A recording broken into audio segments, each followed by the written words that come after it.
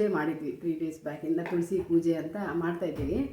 ಏನಕ್ಕೆ ತುಳಸಿ ಪೂಜೆ ಮಾಡ್ತಾರೆ, ಯಾಕೆ, ಯಾವುದೇ ಒಂದು ನಮ್ಮ ಹಿಂದೂ ಧರ್ಮದಲ್ಲಿ ನಾವೇನೇ ಒಂದು ಹಬ್ಬ ಹರಿದಿನಗಳು ಪೂಜೆ ಮಾಡಿದ್ರೆ ಅದರ ಹಿನ್ನೆಲೆ ಇರುತ್ತೆ, ಏನೋ ಒಂದು ಕಾರಣ ಇರುತ್ತೆ. ಹಾಗೆ ಒಂದು ಸಣ್ಣ ಕತೆ, ನಾನು ಒಂದು ಪದ್ಮಪುರಾಣ ಅನ್ನೋ ಒಂದು ಇದರಲ್ಲಿ ನೋಡಿದ್ದಂತಹ ಕತೆ ಸಣ್ಣದಾಗಿ ಯಾಕೆ ತುಳಸಿ ಪೂಜೆ ಮಾಡ್ತಾರೆ ಅನ್ನೋದನ್ನು ನಾನು ನಿಮ್ಮ ಜೊತೆಯಲ್ಲಿ ಹಂಚ್ಕೋಬೇಕು ಅಂತ ಇದ್ದೀನಿ. ತುಳಸಿ ದೇವಿ, ತುಳಸಿ ಹೆಸರು ಆ್ಯಕ್ಚುಲಿ ವೃಂದ ಅಂತ. ಈ ರಾಜ್ಕುಮಾರಿ ಒಂದು ಅಸುರರ ಮಹಾರಾಜರಾದಂತಹ ಜಲಂಧರನ್ನ ಮದುವೆ ಆಗ್ತಾರೆ. ಆ ಅಸುರರ ಮಹಾರಾಜ ತುಂಬ ಶಕ್ತಿಶಾಲಿ. ಅವ್ರದ್ದು ಏನು ಇಂಟೆನ್ಷನ್ ಇರುತ್ತೆ, ದೇವತೆಗಳು ಎಲ್ಲರನ್ನೂ ಸಂಹಾರ ಮಾಡಬೇಕು, ಇನ್ನೂ ಹೆಚ್ಚು ಶಕ್ತಿ ಬರಬೇಕು ಅನ್ನೋದು ಇರುತ್ತೆ. ಸೊ ಎಲ್ಲ ಲೋಕಗಳಿಗೂ ಹೋಗಿ ಎಲ್ಲ ಲೋಕಕ್ಕೆ ಗೆದ್ದು ಬರಬೇಕು ಅನ್ನೋದು. ಹಾಗೆಯೇ ಮಹಾಪತಿವ್ರತೆ ಮತ್ತು ಮಹಾವಿಷ್ಣುವನ್ನು ತುಂಬ ಪೂಜೆ ಮಾಡುವಂತಹ ಭಕ್ತಳು ಈ ವೃಂದ. ಸೊ ಅದರಿಂದ ಗಂಡನಿಗೆ ಪವರ್ ಜಾಸ್ತಿ ಆಗ್ತಾ ಇರುತ್ತೆ ಹೆಂಡತಿ ಪೂಜೆ ಮಾಡಿದಷ್ಟು. ಯಾಕೆಂದರೆ ಪೂಜೆ ಮಾಡೋದೇ ನಮ್ಮ ಮಾಂಗಲ್ಯ ಭಾಗ್ಯ ಚೆನ್ನಾಗಿರಲಿ ಅಂತಲ್ವಾ, ಅದೇ ರೀಸನ್ ಅವ್ರಿಗಿನ್ನೂ ಎಷ್ಟು ಶಕ್ತಿ ಆಗ್ತಾ ಇರುತ್ತೆ. ಹಾಗಿರಬೇಕಾದ್ರೆ ದೇವಲೋಕದಲ್ಲಿರುವಂತಹ ದೇವತೆಗಳಿಗೆಲ್ಲ ಹೋಗಿ ತುಂಬ ಹಿಂಸೆ ಕೊಡ್ತಾರೆ ಈ ಹಸುರರ ರಾಜ ಜಲಂಧರ. ಆವಾಗ ಏನಾಗುತ್ತೆ, ಏನು ಮಾಡಿದ್ರೂ ಅವನ್ನ ಸೋಲ್ಸೋಕ್ಕಾಗಲ್ಲ, ಅಷ್ಟೊಂದು ಶಕ್ತಿ ಇರುತ್ತೆ. ಆವಾಗ ಎಲ್ಲರೂ ಸೇರಿ, ದೇವತೆಗಳೆಲ್ಲ ಸೇರಿ ಓಕೆ ಏನು ಮಾಡ್ತಾರೆ, ವಿಷ್ಣುವಿಗೆ ಒಂದು ಏನು ಜಲಂಧರನ ರೂಪದಲ್ಲಿ ವಿಷ್ಣು ಹೋಗಿ, ಅಂದರೆ ಅವಳು ವೃಂದ ಏನು ಹೇಳಿರ್ತಾಳೆ, ನಾನು ಏನೇ ಆಗಲಿ ನನ್ನ ಗಂಡ ಹಿಂತಿರುಗಿ ಬರೋವರೆಗೂ ಒಂದು ಮಹಾನ್ ವ್ರತ ಮಾಡ್ತೀನಿ, ಅವನಿಗೆ ತುಂಬ ಶಕ್ತಿ ಇರಬೇಕು, ಅವರ ಆಯುಸ್ಸು ಹೆಚ್ಚಾಗಿರಬೇಕು ಅಂತ ಹೇಳಿ ಆ ವ್ರತದಲ್ಲಿ ಕೂತ್ಕೊಂಡಿರ್ತಾಳೆ. ಅದನ್ನು ಭಂಗ ಮಾಡಬೇಕು, ಬೇರೆ ದಾರಿ ಕಾಣಲ್ಲ. ಅವಾಗ ಏನು ಮಾಡ್ತಾರೆ, ಮಹಾವಿಷ್ಣು ಜಲಂಧರನ ರೂಪದಲ್ಲಿ ಬರ್ತಾರೆ. ಬಂದಾಗ ಸರಿ ಆಯಿತು, ನನ್ನ ಪತಿ ಬಂದಿದ್ದಾರೆ, ಯುದ್ಧದಿಂದ ಗೆದ್ದು ಬಂದಿದ್ದಾರೆ ಅಂತ ಹೇಳಿ ತುಂಬ ಖುಷಿಯಿಂದ ಈಕೆ ಆ ವ್ರತದಿಂದ ಎದ್ದು ಬಂದು ಅವರ ಪಾದ ಮುಟ್ಟಿ ನಮಸ್ಕಾರ ಮಾಡಿ ಏನೋ ಪೂಜೆ ಎಲ್ಲ ಮಾಡಿ ಪ್ರೀತಿಯಿಂದ ನೋಡ್ತಾಳೆ. ಅದಾಗಿದ ತಕ್ಷಣ ಓಕೆ ವೃಂದಳ ಏನೋ ವ್ರತ ಭಂಗ ಆಯ್ತಲ್ಲ ಅಂತ ಹೇಳಿ ಈಶ್ವರ ಏನು ಮಾಡ್ತಾರೆ, ಆ ಜಲಂಧರನ ತನ್ನ ತ್ರಿಶೂಲದಿಂದ ಶಿರಚ್ಛೇದನ ಮಾಡ್ತಾರೆ. ಆ ಶಿರಚ್ಛೇದನ ಮಾಡಿದ ತಕ್ಷಣ ಆ ತಲೆ ಏನು ಇದೆ, ಜಲಂಧರನ ತಲೆ ಬಂದು ಆ ವೃಂದಳ ಪಾದದ ಹತ್ರ ಬಂದು ಬೀಳುತ್ತೆ. ಅವಳಿಗೆ ಆಶ್ಚರ್ಯ ಆಗುತ್ತೆ, ಏನಿದು ಗೊತ್ತಾಗುತ್ತೆ ಅವಳಿಗೆ. ಓಕೆ, ಇದು ನನಗೆ ಮೋಸ ಮಾಡಿದ್ದಾರೆ, ನಾನು ಪೂಜೆ ಮಾಡುವಂತಹ ವಿಷ್ಣುವೇ ನನಗೆ ಈ ಥರ ಮೋಸ ಮಾಡಿದ್ರಲ್ಲ ಅಂತ ಹೇಳಿ ಆ ತಾಯಿ ಏನು ಮಾಡ್ತಾರೆ, ಶಾಪ ಕೊಡ್ತಾರೆ ತುಂಬ ಕೋಪದಿಂದ.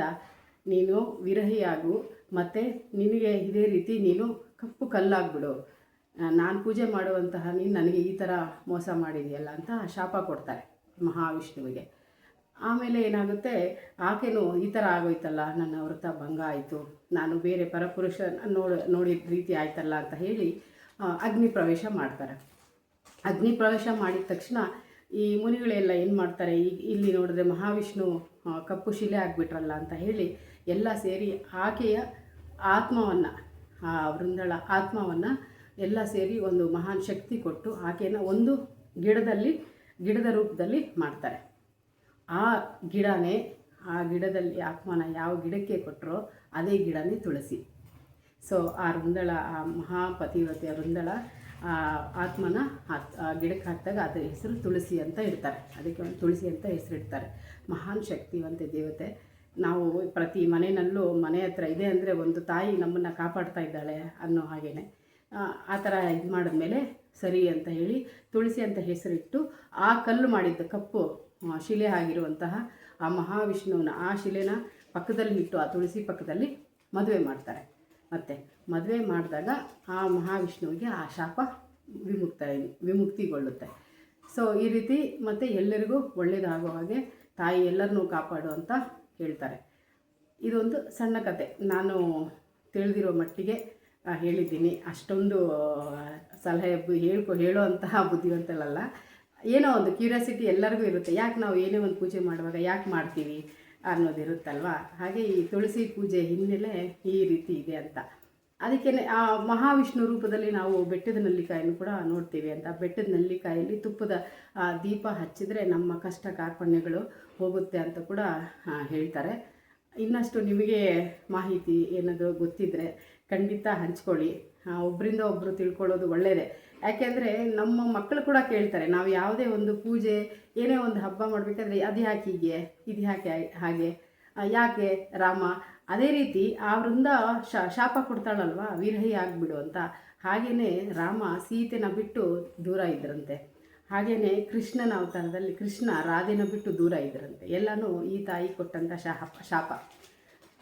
ಹಾಗೆ ಹೇಳ್ತೀವಿ ನಾವು, ಹೆಣ್ಮಕ್ಳ ಶಾಪ ತುಂಬ ಬೇಗ ತಟ್ಟುತ್ತೆ ಅಂತ ಹೇಳ್ತಾರಲ್ಲ, ಅದು ಕಾರಣ ಹಾಗೆ. ಪ್ರತಿಯೊಂದು ಅಷ್ಟೇ, ಸೀತೆನೇ ಇರ್ಬೋದು, ಯಾರು ಅವಾಗ ನೀನು ಕಲ್ಲಾಗಿ ಹೋಗು ಅಂದರೆ ಕಲ್ಲಾಗಿ ಹೋಗ್ಬಿಡ್ತಿದ್ರು. ಅಂದರೆ ಅಷ್ಟೊಂದು ಮಹಾನ್ ಸಾಧ್ವಿಗಳು, ಅವರ ಕಣ್ಣೀರಿನ ಒಂದೊಂದು ಹಾನಿ. ಇವಾಗ ಯಾರೇ ಆಗಲಿ ಈಗಲೂ ಅಷ್ಟೇ ಹೇಳ್ತಾರೆ, ದೊಡ್ಡವರು ತುಂಬ ಹೇಳ್ತಾರೆ, ಅಯ್ಯೋ ಹೆಣ್ಮಕ್ಳ ಶಾಪ ಬೇಗ ತಟ್ಟುತ್ತೆ, ಹೆಣ್ಮಕ್ಳನ್ನ ಅಳಿಸ್ಬಾರ್ದು ಅಂತ.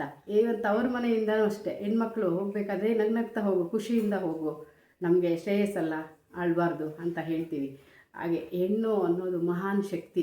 ನಾವು ಅದರಲ್ಲೂ ನಾವು ತುಂಬ ಗಿಡದ ರೂಪದಲ್ಲಿ ನೋಡ್ತೀವಿ, ಮರದ ರೂಪದಲ್ಲಿ ನೋಡ್ತೀವಿ, ಕಲ್ಲಿನ ರೂಪದಲ್ಲಿ ನೋಡ್ತೀವಿ.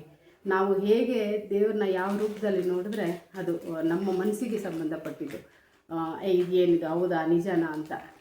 ಎಷ್ಟೋ ಜನ ಒಂದು ಗಿಡ ಆಗಲಿ ಮಾತಾಡ್ತಾರೆ, ಆ ಮನಸ್ಸಿನ ಭಾವನೆ ಹೇಳ್ಕೊತಾರೆ, ನಿಜವಾಗ್ಲೂ ರಿಯಾಕ್ಟ್ ಮಾಡುತ್ತೆ ಅಂತ ಹೇಳ್ತೀವಲ್ಲ ಹಾಗೆಯೇ ತುಳಸಿ ಅನ್ನೋದು ಎಷ್ಟು ಚೆನ್ನಾಗಿ ನಮ್ಮ ಮನೆ ಅಂಗಳದಲ್ಲಿ ಚೆನ್ನಾಗಿರುತ್ತೋ ಅಷ್ಟೇ ಚೆನ್ನಾಗಿ ಸಮೃದ್ಧಿಯಾಗಿ ನಮ್ಮ ಮನೆ ಇರುತ್ತೆ ಅಂತ ಹೇಳ್ತಾರೆ ದೊಡ್ಡವರು. ಹಾಗೆ ಪ್ರತಿಯೊಬ್ಬರ ಮನೆ ಹತ್ರನೂ ಮನೆಯಲ್ಲೂ ತುಳಸಿ ಗಿಡ ಇದ್ದೇ ಇರುತ್ತೆ. ನಾನು 2 ದಿನ ಲೇಟಾಗಿ ಮಾಡಿದ್ರು ತುಂಬ ಖುಷಿ ಆಯಿತು. ನೀವೆಲ್ಲರೂ ಸ್ಟೇಟಸಲ್ಲಿ ಮತ್ತು ಹಾಕಿದ್ರಿ ನಮ್ಮ ಮಹಿಳಾ ಸಂಘ ಗ್ರೂಪಲ್ಲಿ ಕೂಡ ಏನೋ ತುಳಸಿ ಪೂಜೆ ಮಾಡಿರೋದನ್ನ ಎಲ್ಲ.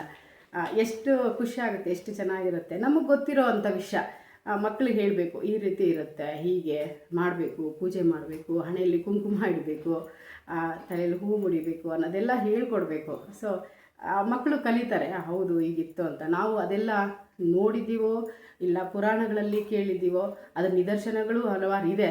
ಆದ್ರೂ ನಾವು ಅದನ್ನೊಂದು ಫಾಲೋ ಮಾಡಿದ್ರೆ ಮಕ್ಕಳು ಒಂದು ಒಳ್ಳೆ ಸುಸಂಸ್ಕೃತರಾಗ್ತಾರೆ. ಇದು ನನ್ನ ಅನಿಸಿಕೆ. ಸೊ ಈ ರೀತಿ ತುಳಸಿ ಅನ್ನೋದು, ಅದಕ್ಕೆ ವೃಂದ ಅಂದರೆ ಏನು, ಯಾರೋ ಹೆಸರಿಟ್ಟುಕೊಂಡ್ರು ಕೂಡ ಗೊತ್ತಾಗುತ್ತೆ ಈಗ, ತುಳಸಿ ಹೆಸರೇ ವೃಂದ ಅಂತ. ಆಕೆನೂ ಸೀತೆ ಇರ್ಬೋದು, ಲಕ್ಷ್ಮಿ ಇರ್ಬೋದು, ಎಲ್ಲ ರೂಪದಲ್ಲೂ ನಾವು ನೋಡ್ತೀವಿ. ಸೊ ನನ್ನ ಅನಿಸಿಕೆ ಹಂಚ್ಕೊಂಡಿದ್ದೀನಿ. ನಿಮ್ಮ ಅಭಿಪ್ರಾಯ ಏನೇ ಇದ್ರೂ ಕಮೆಂಟ್ ಮಾಡಿ. ತಪ್ಪದೇ ನನ್ನ ಯೂಟ್ಯೂಬ್ ಚಾನಲನ್ನು ಸಬ್ಸ್ಕ್ರೈಬ್ ಮಾಡಿ, ಶೇರ್ ಮಾಡಿ. ಎಲ್ರಿಗೂ ನಮಸ್ಕಾರ.